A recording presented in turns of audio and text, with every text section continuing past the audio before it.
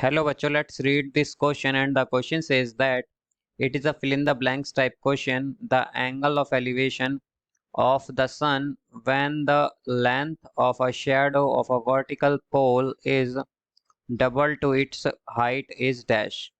तो आइए बच्चों इस क्वेश्चन को यहाँ पर हम सॉल्व कर लेते हैं। इस क्वेश्चन में हमसे कहा गया है कि एंगल ऑफ एलिवेशन क्या होगा, ये हमें बताना है जब लेंथ जो है शेडो की एक वर्टिकल पोल की डबल होती है उसकी हाइट से। तो यहाँ पर बच्चों हम की कॉन्सेप्ट यूज़ करेंगे। की कॉन्सेप्ट यहाँ पर हम यूज़ करेंगे tan theta is equal to perpendicular by base.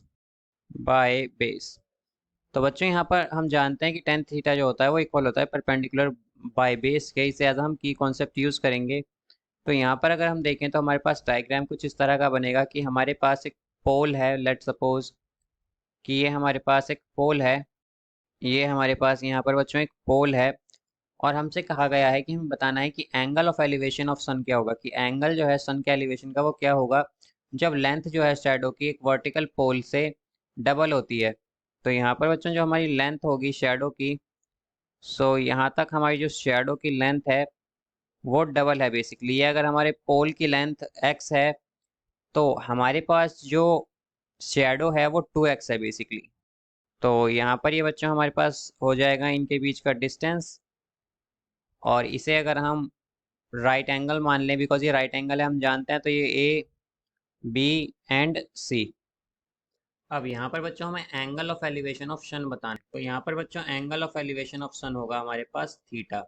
अब हम जानते हैं कि ए बी सी हमारे पास परपेंडिकुलर है और ए बी हमारे पास बेस है, और परपेंडिकुलर और बेस में हमें रिलेशन मिलता है बच्चों tan थीटा से। तो हम कह सकते हैं कि यहाँ पर tan थीटा जो है वो इक्वल होगा बेसिकली हमारे पास b c, because b c perpendicular है बाय ए बी यहाँ पर हमारे पास बेस है।